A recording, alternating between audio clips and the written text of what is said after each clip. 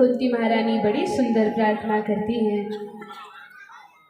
कुंती देवी कहती हैं कि भगवान, जिनका बहुत अच्छे कुल में जन्म हुआ है, जन्मैश्वर्य श्रुत श्रीधर, अथवा जो बहुत ऐश्वर्यवान हैं, जिनका रूप बड़ा सुंदर है, जिनका पद बड़ा उच्च है, ऐसे लोग आपको सरलता से प्राप्त नहीं कर पाते। फिर कौन प्राप्त करता है? भगवान, आप तो अकिंचन गोचर हैं, जिनके पास कुछ नहीं है, जिनके हृदय में अभिमान नहीं है, अहंकार नहीं है, ऐसे भक्त आपको अति शीघ्र बड़ी ही सरलता से प्राप्त कर लेते हैं। जन्मैश्वर्य श्रुत श्रीधीर एधमान मधव कुमार, नैवा हर्तुम विधातुम वै त्वाम अकिंचन गोचरम। भगवान तो अकिंचनों के प्रिय हैं, इसलिए भगवान का नाम है दीन बंधु, दीनानाथ। भगवान अपने दीन भक्तों को बड़ा प्रेम करते हैं। आगे कुंती महारानी कहती हैं, हे अकिंचनों के धन, जिनका कोई नहीं है, उनके परम धन केवल भगवान श्री कृष्ण हैं, श्री राधा श्याम सुंदर हैं। तो आप तो अकिंचनों के धन हैं। हे भगवान, मुझ पर कृपा करें, मुझ पर करुणा करें। बड़ी सुंदर प्रार्थना कुंती देवी करती हैं। भगवान तो लज्जित हो जाते हैं। अरे बुआ जी, आप क्यों इस प्रकार से प्रार्थना करती हैं? आप तो माता के समान पूजनीय है। कुंती महारानी ने कहा, भगवान, आप नाटक करते हैं संसार में मनुष्यवत लीला करने का।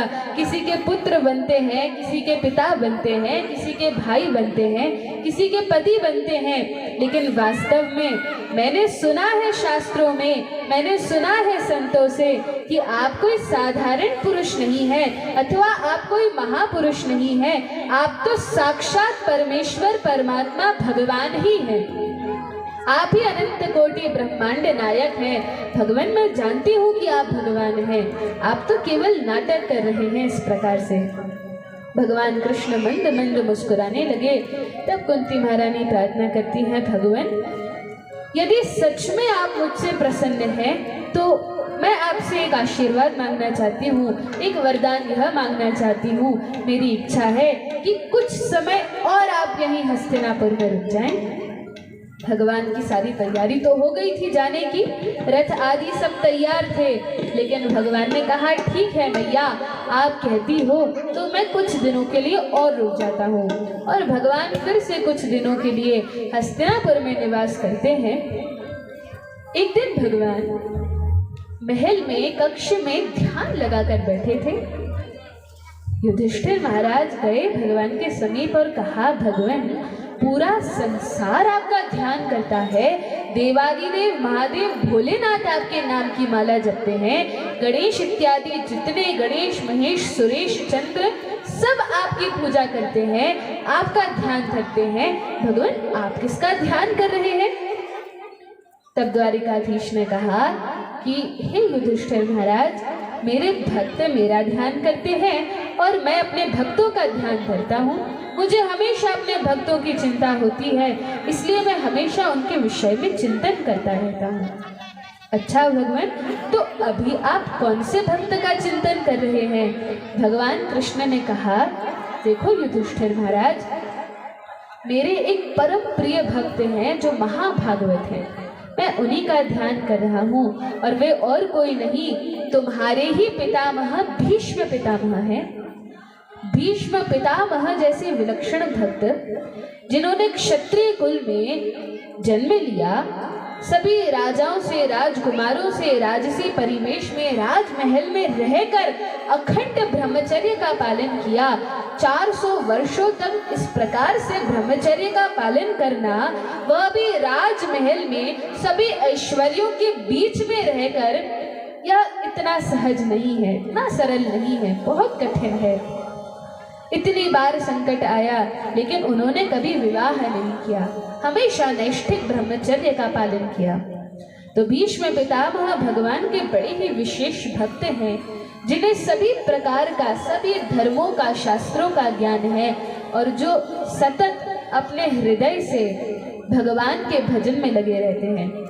ये भीष्म पितामह आज कुरुक्षेत्र के रणांगन में, कुरुक्षेत्र की रणभूमि में घायल अवस्था में शरशैया पर लेटे हुए हैं और भगवान को उनकी चिंता हो रही है।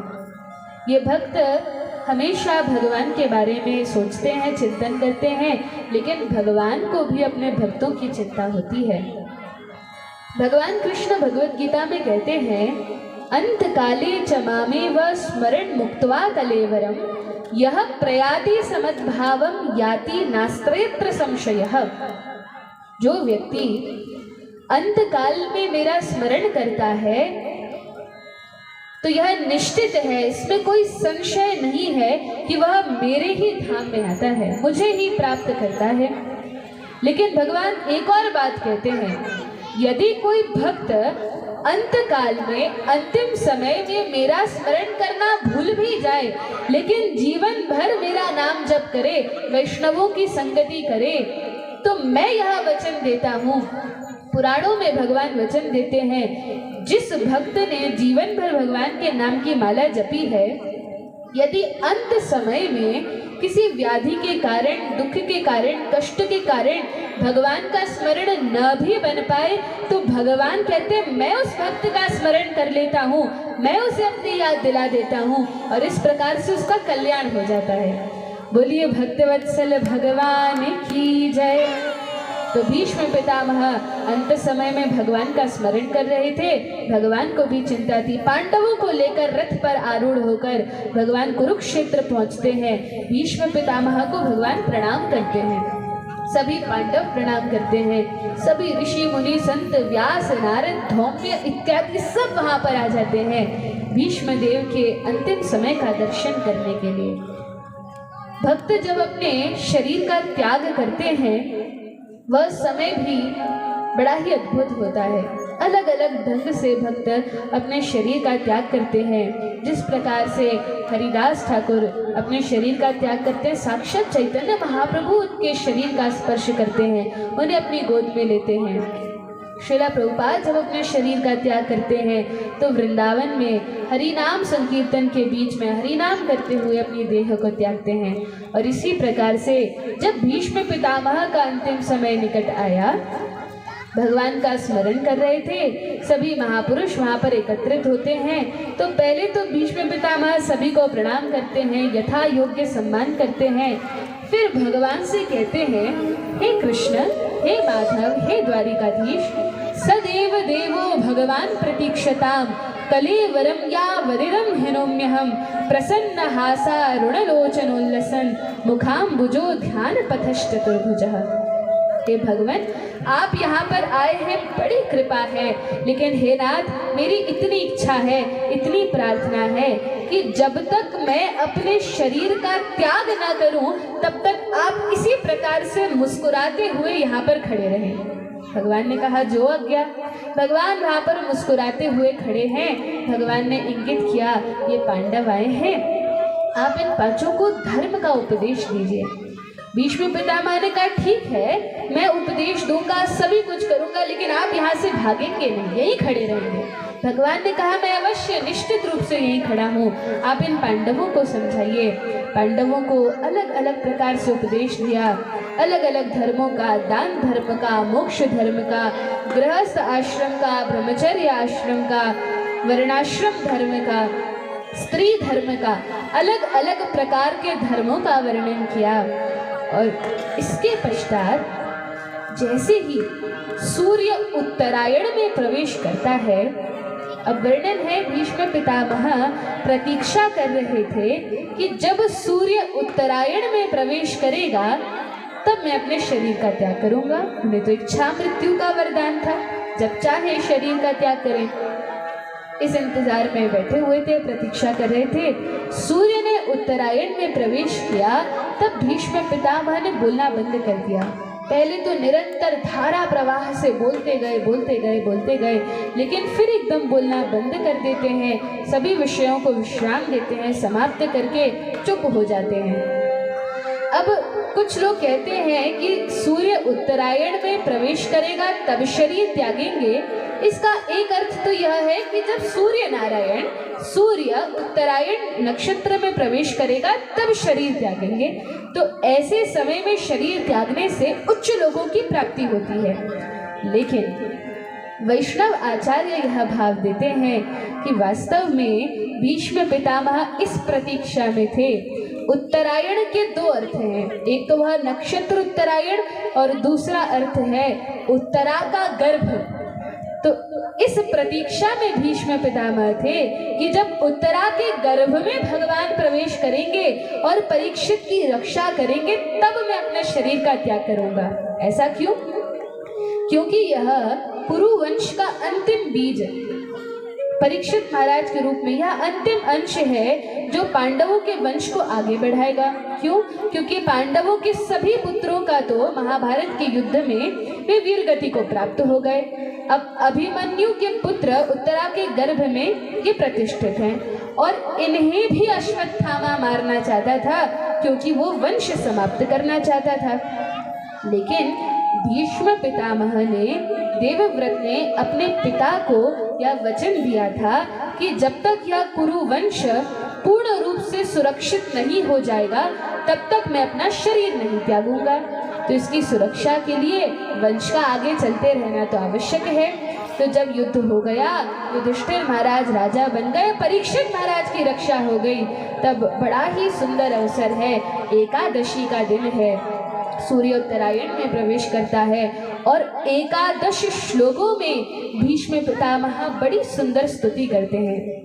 बहुत सुंदर स्तुति भीष्म पितामह ने की है। तो हम सभी भी इस स्तुति को बड़े भाव से, श्रद्धा से श्रवण करेंगे, तत्पश्चात इसके अर्थ पर चिंतन करेंगे।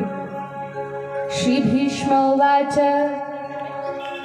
इति मतिरूपकल्पिता वितृष्णा भगवती सात्वत पुंगवे विभूमि स्वसुखमुपगते क्वचिद् विहर्तुं प्रकृतिमुपेयुषि यद्भव प्रवाहः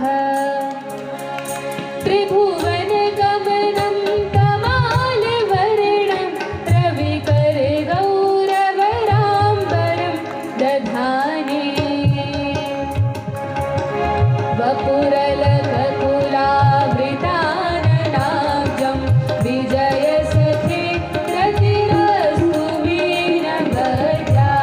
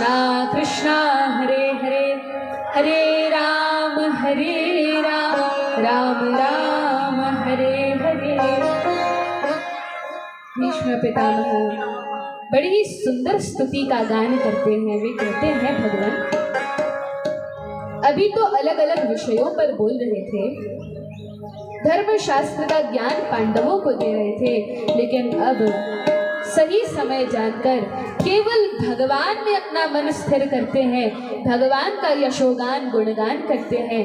भीष्म पितामह कहते हैं, भगवान मेरी यह जो बुद्धि है, मेरा जो मन है, इसको मैंने जीवन पर्यंत संभाल कर रखा है। कैसे संभाला है? मैंने अपनी बुद्धि को, यह बुद्धि किस समान है? एक कुंवारी कन्या के समान है। और भगवान इस संसार में मैंने अपनी कन्या रूपी बुद्धि को कहीं लिप्त नहीं होने दिया। मैं सही वर की प्रतीक्षा में अभी तक था, लेकिन अब मुझे अपनी बुद्धि के लिए सही वर मिल गया है। कौन सही वर है? भगवान से बढ़िया वर और कौन हो सकता है? तो इस बुद्धि को आज मैं आपको अर्पण करता हूँ। मेरी मति गति रति सब आप में ही रहे। भगवान यह आशीर्वाद मुझे दीजिए। अपनी बुद्धि को भगवान को अर्पण करते हैं और तब भगवान की अलग अलग लीलाओं का वे स्मरण करते हैं। कहते हैं, भगवान जिस समय ब्रजधाम में वृंदावन में आप गौए चराने के लिए जाते थे और गौए चराकर जब वापस आया करते थे तो व्रजांगनाएं सभी ब्रजवासी आपकी प्रतीक्षा में खड़े होते थे। लेकिन भगवान जिस समय आप आते थे तो गौओं के खुर से ब्रज की रज उड़ती थी और वह रज उड़कर, क्योंकि ब्रज की रज बहुत सुनहरी है, सुनहरे रंग की है, तो वह रज उड़कर आपके मुखमंडल पर लग जाती थी। कैसे? भगवान थके आते थे, पसीना टपकता था और वह ब्रज की रज भगवान के मुख पर लग जाती थी, चिपक जाती थी। तो कहा, भगवान वैसे तो आप श्याम सुंदर हैं, लेकिन जब वह सुनहरी रज आपके मुखमंडल पर लगती थी तो आपका मुख बड़ा ही सुनहरा प्रतीत होता था। फिर कहने लगे, भगवान आप तो हमेशा अपने भक्तों की रक्षा करते हैं और भले ही अपना वचन चला जाए, भले ही आप अपनी प्रतिज्ञा तोड़ लेते हैं, लेकिन अपने भक्तों की लाज रखते हैं। कैसे लाज रखते हैं? तब भीष्म पितामह उस दृश्य का स्मरण करते हैं। हे भगवान श्री कृष्ण, जिस समय महाभारत का युद्ध चल रहा था और महाभारत के युद्ध के समय आप युद्ध करके थक गए थे, आपके मुखमंडल पर बालू से पसीना टपक रहा था और वह पसीने की बूंद आपके श्याम मुख पर इतनी शोभायमान हो रही थी, मानो कोई मोती आपके कपोल पर शोभा दे रहा हो। बड़ा ही सुंदर आपका रूप लग रहा था। और भगवान उस समय आपने तो प्रतिज्ञा ली थी, आपने तो वचन दिया था कि मैं महाभारत के युद्ध में अस्त्र शस्त्र नहीं उठाऊंगा, लेकिन मैंने यह वचन लिया था कि मैं श्री कृष्ण से अस्त्र उठवा कर ही रहूंगा। तो मेरे वचन को रखने के लिए जब मैंने अर्जुन पर तीखे बाणों से प्रहार किया, आपके भी कवच को भेद दिया, आपके कवच को तोड़ दिया, उस समय आपने मानो क्रोध में आकर मुझ पर कृपा करने के लिए रथ के चक्र को अपने हाथ में ले लिया। अपनी प्रतिज्ञा को छोड़कर मेरी प्रतिज्ञा की रक्षा करने के लिए, मेरी लाज बचाने के लिए आप मेरी ओर तेजी से दौड़ते हैं मुझे मारने के लिए। और मैं उस समय भगवान इतना प्रसन्न हो गया था कि साक्षात कृष्ण मुझे मारेंगे, जो परमात्मा है, अनंत कोटि ब्रह्मांड नायक हैं, वे भगवान आज मेरा वध करेंगे। मैंने तो सारे अस्त्र शस्त्रों को रथ में छोड़कर खड़ा हो गया कि हाँ भगवान आइए मुझे मारिए, लेकिन उस समय अर्जुन ने आपके चरण पकड़ लिए और मारने नहीं दिया। हे भगवान, आपकी वह शोभा इतनी सुंदर थी, इतने सुंदर आप लग रहे थे। और श्रील प्रभुपाद वर्णन करते हैं कि जिस समय भीष्म पितामह भगवान को शस्त्रों से प्रहार कर रहे थे तो भगवान को ऐसा नहीं लग रहा था, कष्ट नहीं हो रहा था कि रक्त बह रहा है और बाण लग रहे हैं। भगवान को तो उतना ही आनंद हो रहा था जितना आनंद तब होता है जब कोई प्रेमी भक्त भगवान को पुष्प अर्पण करता है या पुष्प फेंक कर मारता है। उसी प्रकार से जब भीष्म पितामह बाणों की वर्षा कर रहे थे तब भगवान को ऐसा लग रहा था मानो कोई भक्त पुष्प बरसा रहा हो, क्योंकि भगवान तो वीर रस में भी आनंद लेना चाहते हैं। तो इस प्रकार से वे स्मरण करते हैं, हे कृष्ण, आपने तो अर्जुन की इस प्रकार से रक्षा की, हम भी तो भक्त हैं, लेकिन अर्जुन के रथ को आपने अपना कुटुंब मान लिया। विजय रथ कुटुंब आततोत्रे, कुटुंब मान लिया का अर्थ क्या है? अर्जुन की रक्षा करने के लिए आप सब कुछ करने के लिए तैयार हो गए। जिस प्रकार एक गृहस्थ व्यक्ति अपने घर को चलाने के लिए कुछ भी करता है, सब कुछ करता है, उसी प्रकार से आप अर्जुन की सुरक्षा कर रहे थे। हे भगवान, कृपा करें कि मेरी मति हमेशा आप में लगी रहे और आप में ही मेरा विश्राम हो। भगवान श्री कृष्ण मुस्कुराते हैं और भगवान के उस सुंदर मुख को देखकर, एकादशी का दिन है, एकादश श्लोकों से भगवान की महिमा का गान करते हुए, स्तुति का गान करते हुए भीष्म पितामह अपने शरीर का त्याग करते हैं। बोलिए भीष्म पितामह की जय। वे बताते हैं किस प्रकार से एक शरणागत को, एक भक्त को अपने प्राण त्यागने चाहिए। भगवान का स्मरण हो, भक्त तो कहते हैं कि भगवान आप कृपा करें तो यमुना जी का तट हो, आपका श्याम सुंदर मुखमंडल मेरे नेत्रों के सामने हो, गले में कंठी माला हो और मस्तक पर तिलक चंदन, गोपी चंदन लगा हुआ हो। और वे प्रार्थना करते हैं कि भगवान इस प्रकार से आप कृपा करें कि यह ऊर्ध्वपुंड्र का तिलक कैसा है, जब गोपी चंदन हमारे मस्तक पर होता है अथवा गले में कंठी माला होती है, तब यमदूत हमारा स्पर्श नहीं कर सकते। तब तो निश्चित रूप से हम वैकुंठ में विष्णु दूतों के साथ भगवान के धाम जाते हैं। तो भगवान इतनी कृपा हो, आपके जो वैष्णव प्राण प्रिय भक्त हैं वे मेरे निकट हो, हरि नाम हो रहा हो और उसके मध्य में मैं अपने शरीर का त्याग करूं, ऐसी भक्तों की इच्छा होती है, वांछा होती है।